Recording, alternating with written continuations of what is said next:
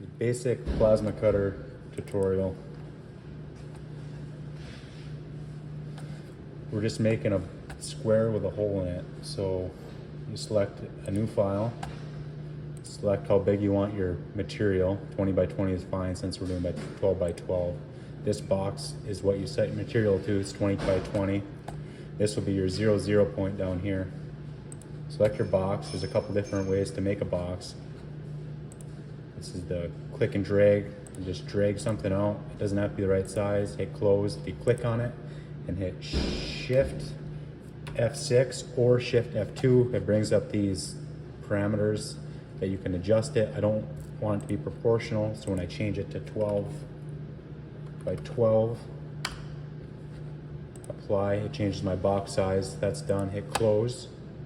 Now I want a circle, so you click on the circle. You can draw a circle anywhere. Hit close, click on your circle, hit Shift F6 again to bring up your parameters. You do want this one to proportional so it doesn't turn into an oval.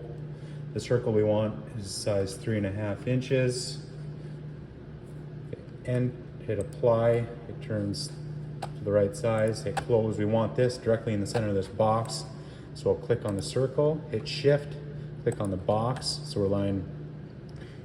Both are selected. You can go to transform, align, and then there's all these different options on how you want it aligned, but I want them centers on centers, so that puts it in the center.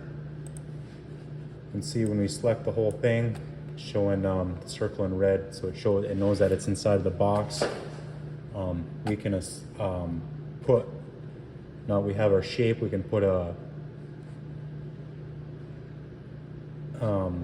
cut file to it, and the way you do that is this button up on the top right called curve compensation. Click on that, and then the curve width you need to adjust, and you get that value by looking at the chart. And if you look at aluminum, we're cutting 1/8 inch aluminum. So if we go to whatever consumables you're using, we'll go 1/8 inch with 65 amp consumables is 0.074. So go down, select, there's no 0.074, but 0.075 will work.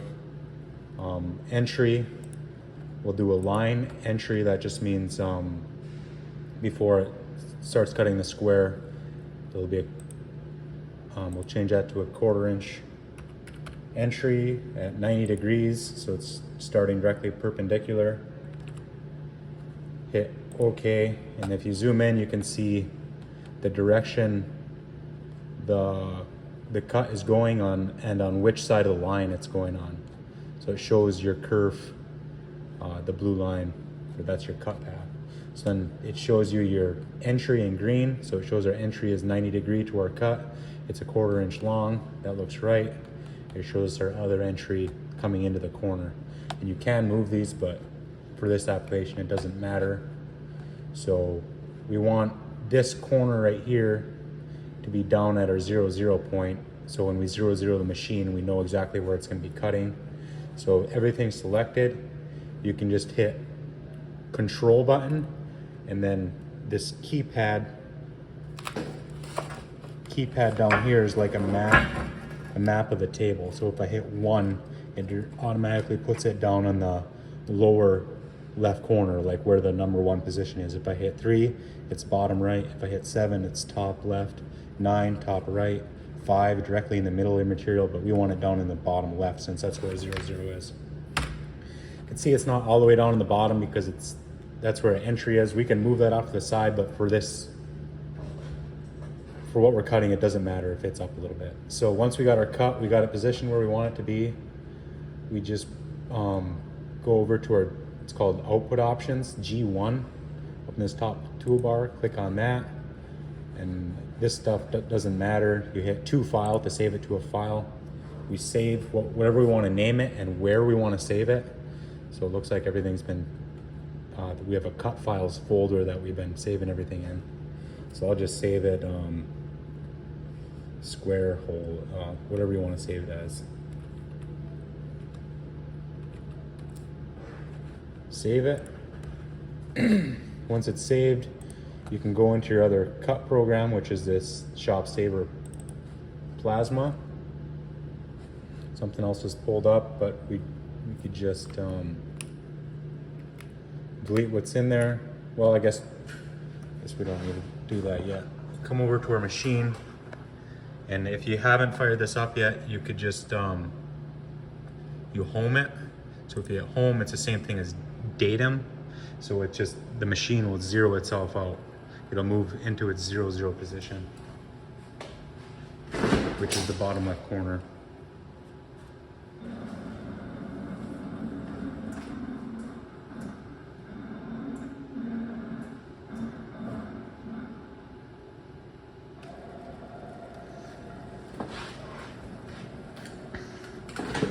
This guy.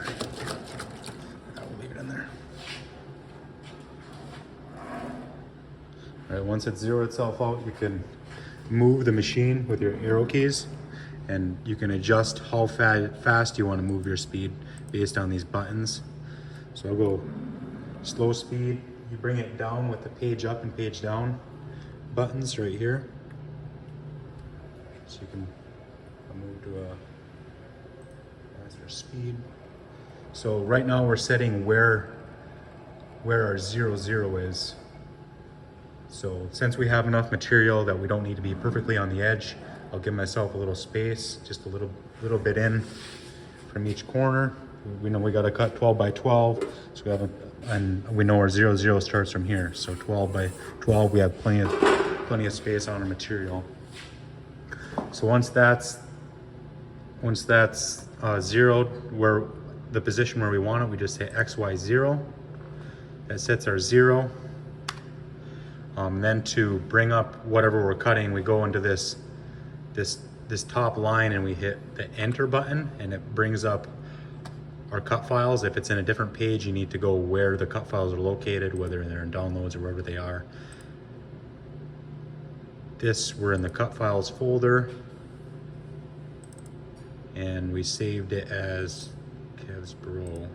So we pull that up, and then this little map shows what we're cutting out and where we're cutting it from. So the last thing we got to do is change our settings. So we need to change it to this. The configuration button will show us a little bigger view of what we're looking at. So we're cutting aluminum, 65 amp. So where are we at here? That's 45 amp, 65 amp, aluminum, 65 amp, 1/8 inch right here, and you just hit done. So it automatically sets your settings. We're at our right 0, 0 point. One more thing we need to do is make sure that we have 65 amp consumables, which is currently set on 65, which if the machine's set on 65, that means we have 65 amp consumables in the head. If you need to change that, you need to change the amperage on the machine as well as changing consumables on the torch. So once that's all set, we have everything, we have it zeroed out, we have the right settings set, and we have our file pulled up in the top bar. Just go ahead and hit enter, so the machine will start running.